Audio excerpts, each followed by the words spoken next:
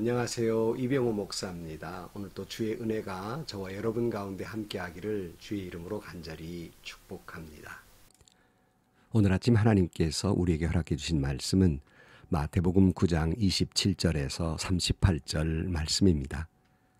예수께서 거기에서 떠나가시는데 눈먼 사람 둘이 다윗의 자손이여 우리를 불쌍히 여겨 주십시오 하고 외치면서 예수를 뒤따라왔다.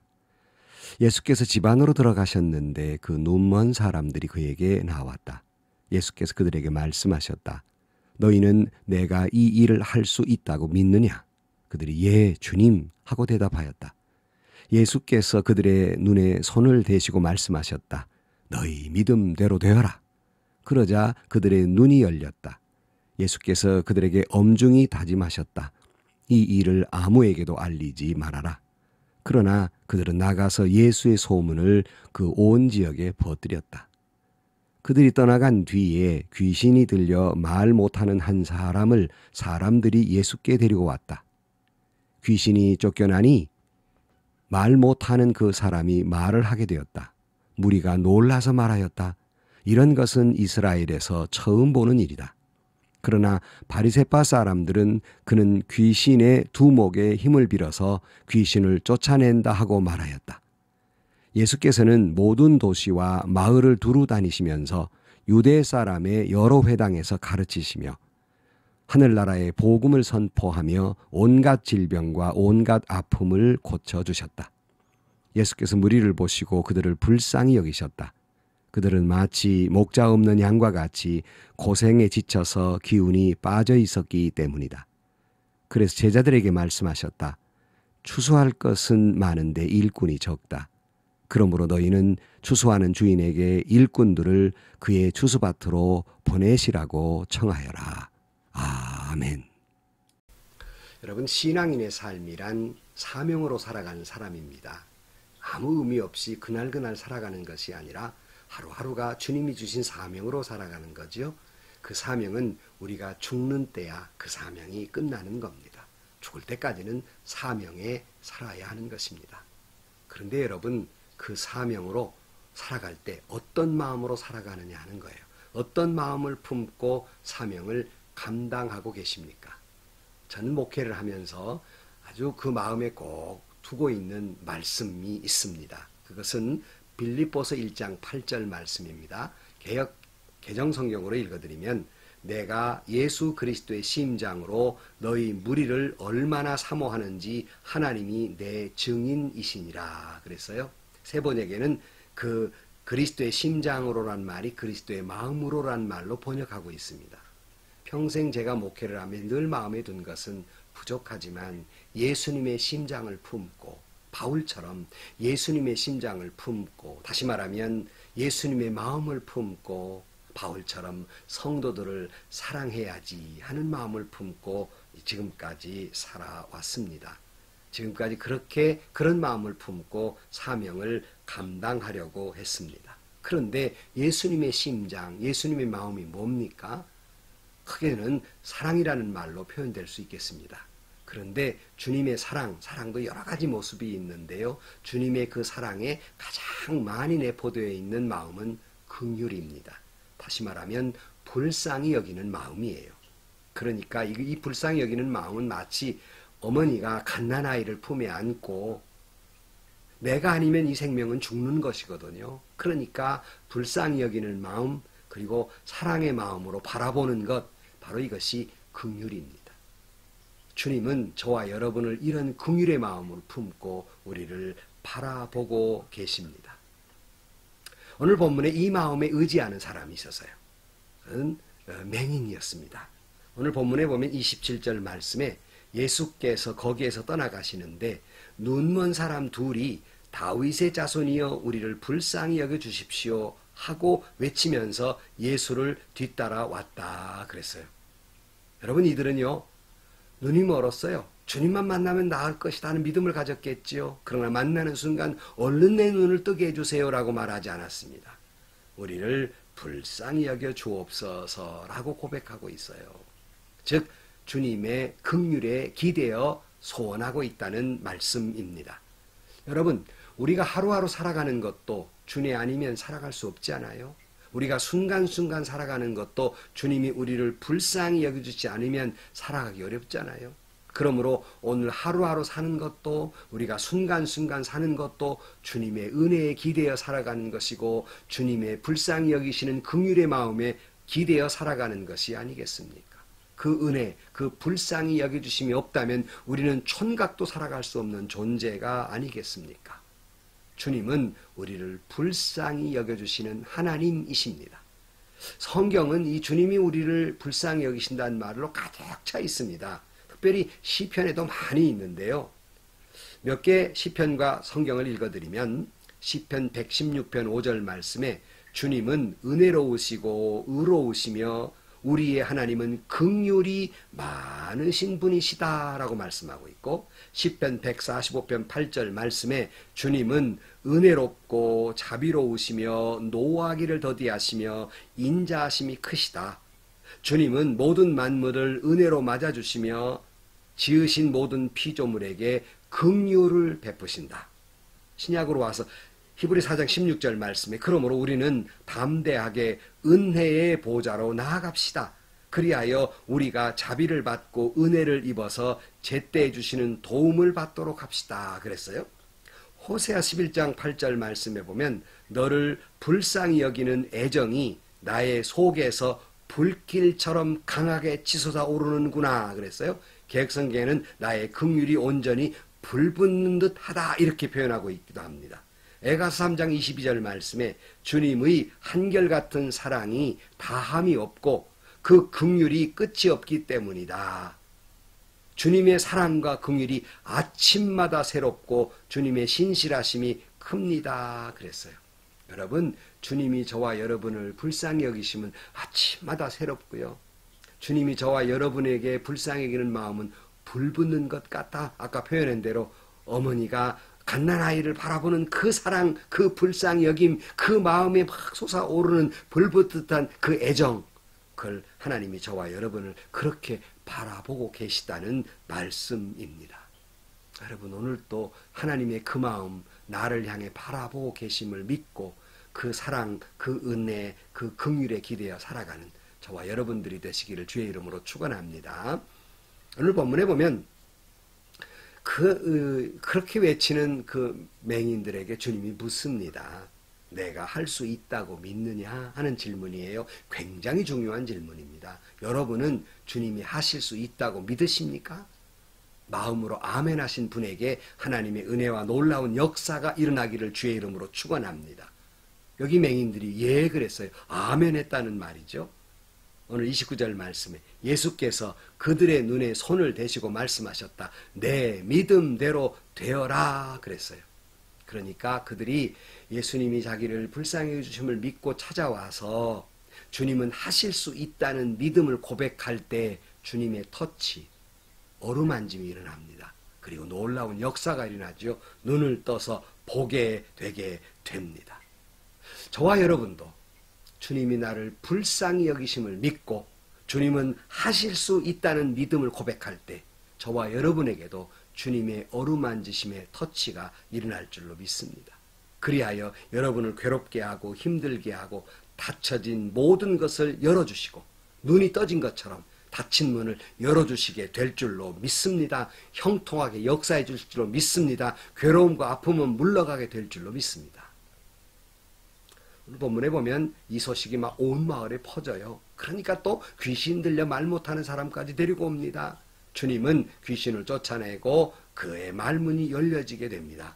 놀라운 역사, 이 유대인들은 놀래가지고 이스라엘에 이런 것 본 거 처음이다 라고 외치게 됩니다. 그 놀라운 역사를 보면서 감동하고 감격하는 사람들이 있는가 하면요, 다 그렇지 않았어요. 꼭 거기에 찬물 끼얹은 사람들이 있어요. 그건 바리새인들입니다. 오늘 34절 말씀에 그러나 바리새파 사람들은 그는 귀신의 두목의 힘을 빌어서 귀신을 쫓아낸다 하고 말하였다 그랬어요. 그러니까 이 바리새인들은 예수님을 비난하고 그 하신 일을 깎아내리기에 급급했습니다. 그러나 주님의 태도는 어떻습니까? 그들에게 한마디 말씀하지 않아요. 이렇게 봅니다. 오늘 35절 말씀에 예수께서는 모든 도시와 마을을 두루 다니시면서 유대 사람의 여러 회당에서 가르치며 하늘나라의 복음을 선포하며 온갖 질병과 온갖 아픔을 고쳐주셨다 그랬어요. 주님은 바리새파 사람들이 그러든지 말든지 그냥 당신의 사명을 잘 감당하고 계십니다. 여러분들이 주님께 헌신하고 봉사하고 섬기고 그럴 때 주변에 잘했다고 박수 치는 사람 있었습니까? 아마 있었으리라고 믿습니다만은 그러나 박수만 칩니까? 여러분의 그 헌신과 봉사를 헐뜯고 깎아내리는 사람들이 있죠. 아니 도와주지는 못할 망정 깎아내리지는 말아야지. 그런데 꼭 그런 사람들이 있거든요. 그들이 왜 그런 줄 압니까? 자기는 하기 싫거든요. 자기는 그렇게 하기 싫고 그런데 그 사람은 하니까 보기 싫은 거예요. 깎아내리는 거예요. 이건 죄입니다. 그러지 마세요. 저도 목사이지만 목양을 하면서 어찌 칭찬만 듣겠습니까? 저도 잘못한 일이 많았겠지요.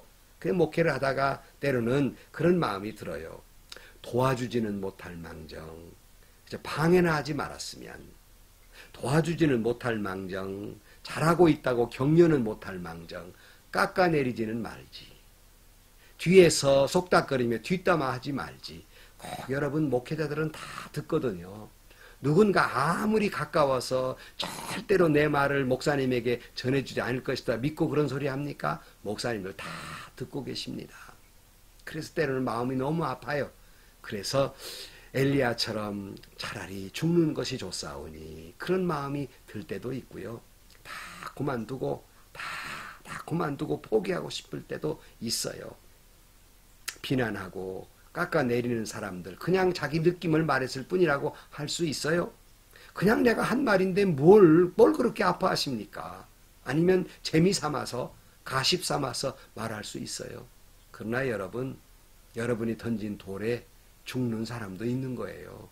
여러분이 의미 없이 던진 말, 너무나 마음이 아파서 다시는 일어날 기력조차 없는 고통을 받는 거예요. 그래 요즘 여러분 연예인들도 댓글 몇 마디에 자살해버리지 않아요? 그게 잘했다는 말은 아닙니다. 그러나 여러분 그만큼 아프다는 걸 아셔야 돼요. 하지만 여러분 주님을 바라보십시다. 주님은 그 온갖 비난과 조롱과 조소에도 아랑곳하지 아니하고 굳굳이 당신의 길을 가신 것처럼 우리도 이 주님의 마음을 품고 그렇게 주님은 자기를 비난하는 사람들을 위해서조차도, 아니 자기를 창으로 찔러 죽이는 사람조차도 불쌍히 여기시고 그들을 축복한 것처럼 우리도 그들을 불쌍히 여기는 마음을 품고요. 주님이 가라 하신 그 길을 잘 걸어가는 저와 여러분들이 되시기를 주의 이름으로 간절히 축원합니다. 그러나 오늘 본문에 보면요, 주님은 아무리 깎아내리든 비난하든 아랑곳하지 아니하고 병든 자를 고쳐주시고 아픈 자를 고쳐주셨듯이 오늘도 저와 여러분 가운데 함께 하셔서 질병이 낫게 되고 여러분이 어떤 것 때문에 아파하시는지, 질병 때문인지 아니면 마음의 아픔인지 주님이 고쳐주시는 역사가 일어나기를 주의 이름으로 축원합니다. 주님은 비난하는 자에게 관심이 없고 오직 목자 잃은 양처럼 고통당하는 자들을 불쌍히 여기셨어요. 그래서 36절 말씀에 보면 예수께서 무리를 보시고 그들을 불쌍히 여기셨다. 아까 맹인들이 불쌍히 해달라고 그랬잖아요. 정확한 말이었어요. 주님은 불쌍히 여기셨어요. 그들은 마치 목자 없는 양과 같이 고생에 지쳐서 기운에 빠져 있었기 때문이다 그랬어요. 그러면 오늘 주님은 말씀하십니다. 37절 그래서 제자들에게 말씀하셨다. 그래서 앞에 목자 잃은 양처럼 많은 사람들이 고통당하고 있는 걸 보시면서 그래서 제자들에게 말씀하셨다. 추수할 것은 많은데 일꾼이 적다. 그러므로 너희는 추수하는 주인에게 일꾼들을 그의 추수밭으로 보내시라고 청하여라 그랬어요. 많은 분들이 이것을 해석을 하고 설교를 하면서 일꾼이 적다에 관심이 많이 가지고 계신데요. 옳은 말입니다. 그러나 주님이 일꾼이 적다고 하는 말씀의 그 뒤에는 예수님처럼 불쌍히 여기는 마음을 가지고 그 양떼들을 불쌍히 여기는 마음을 가지고 그들을 돌보는 추수할 꾼이 없다는 얘기예요. 뭐 전도할 사람이 없다 그 말이 아니라 그런 일꾼이 없다는 거예요. 주님 주변에 목자 잃은 양처럼 지쳐서 고통당하고 있는 사람들, 이 사람들이 많은데 예수 마음을 품고 긍휼의 마음으로 그들을 돌보는, 그들을 사랑하고 위로하는 사람이 적다는 의미입니다. 간혹 제가 목회를 하면서 때로는 새신자가 등록해서 제 목양실에 오시는 분들이 계세요. 그런데 눈물을 흘려요. 그 우는 까닭은 뭔지 압니까? 본인이 어렸을 때 섬겼던 교회가, 수십 년 믿은 교회가 다툼이 나고 싸움이 나서 도저히 견딜 수가 없어서 하는 수 없이 그렇게 정들고 사랑했던 교회를 떠나와서 저희 교회에 등록하면서 너무 마음 아파하는 거예요. 떠나오기 싫었는데 울어요. 여러분, 교회를 떠나왔다고 비난하지 마세요. 어떤 교회는 저주까지 해요. 간다고. 그러나 그 떠나오는 마음은 얼마나 아프겠습니까? 여러분, 목자 잃은 양처럼 눈물 흘리고 방황하는 이들이 얼마나 많은지 몰라요. 오늘 또 많은 성도들 가운데에는 교회 때문에 아파하고 교회의 다툼과 싸움 때문에 고통받아서 교회를 나와 갈 바를 모르고 눈물 흘리고 있는 어린 양떼들이 얼마나 많은지 모릅니다. 저는 그걸 보면서 어떤 때는 교인 하나가 늘은 기쁨이 아니라 너무나 화가 나는 거예요. 이 어린 양떼들의 아픔을 어찌할꼬 하는 거예요. 너무나도 고통스러워요. 도대체 어떡하려고 이러는가 하는 거예요. 여러분, 많은 교회들이 왜 다툽니까? 진리를 위해서입니까? 정말 그렇습니까? 교회에 하나님의 말씀을 위해서입니까? 여러분, 목사나 장로들이 싸우는 이유가 뭡니까? 자기의 권리를 주장하고 자기의 권위를 내세우고 자기의 이권을 갖기 위해서, 이니셔티브를 잡기 위해서 다투는 거 아닙니까? 솔직해지십시다. 그렇게 자기들은 이권을 위해 다투다가 믿음을 어떻게 그 교회에 유지할 수 있을지 모르나 믿음이 약한 사람들은 신앙에 떠날 수 있어요. 그 책임 누가 질 겁니까? 눈물 흘리고 고통받는 자들을 볼 때 이 종의 마음이 그렇게 아플 때 주님의 마음은 얼마나 아프시겠습니까? 얼마나 고통스럽겠습니까? 여러분, 다투고 있는 교회가 있습니까? 그 교회 목사나 장로들은 회개해야 합니다. 주님 앞에 갔을 때 그 책임을 물으실 겁니다. 교회가 흩어지든 말든 교인들이 마음 아파하든 말든 내 권위만 내세우고 내 생각대로만 이끌고 가겠다고 하는 그 교만 버리지 않으면 망할 것입니다. 한국 교회는 이런 이 교만으로부터 다툼이 있는 교회들, 그러므로 사회에 그 많은 그런 지지를 잃어버리고 있는 이 상황 속에서 회개해야 합니다. 목자 잃은 양처럼 눈물 흘리는 어린 양떼들이 얼마나 많은지 모릅니다. 여러분, 우리 모두 자기 잘못을 회개하고 내려놓을 때 희망이 있고 한국교회가 소망이 있게 될 줄로 믿습니다. 오늘도 여러분, 주님의 심장, 주님의 마음을 품고 불쌍히 여기는 마음을 품고 주변에 목자 잃은 양처럼 괴로워하는 자들을 향해 찾아가 그들을 위로하고 사랑을 주며 그들을 예수님께로 인도하고 위로하고 복음을 전파하는 저와 여러분들이 되시기를 주의 이름으로 간절히 축원합니다. 기도하십시다. 하나님, 오늘도 어린 양떼들이 목자 잃은 양처럼 방황하고 있습니다. 교회들마다 어지러진 교회들이 있고 그들을 불쌍히 여기는 마음 한중에도 없습니다. 하나님, 불쌍히 여주시고 모두 회개하고 주님 앞에 바른 교회로 섬기게 하여 주옵소서. 긍휼을 품고 불쌍히 여기는 마음을 품고 사명을 감당하고 겸손하게 그 사명을 감당하는 저희들이 되게 하여 주옵소서. 예수님의 이름으로 기도하옵나이다. 아멘. 여러분, 작지만 믿음을 가지고 계십니까? 여러분의 믿음을 필요로 하는 사람들이 있어요. 여러분 또 뿐만 아니라 여러분 주님의 긍휼히 여기심을 품고 그 사명을 감당하십시오. 오늘도 여러분 마음 아파서 방황하고 계십니까? 주님의 위로를 받으시기를 주의 이름으로 축원합니다. 주님의 은혜가 함께 하시고 오늘도 믿음 안에서 믿음으로 승리하는 저와 여러분들이 되시기를 주의 이름으로 간절히 축원합니다.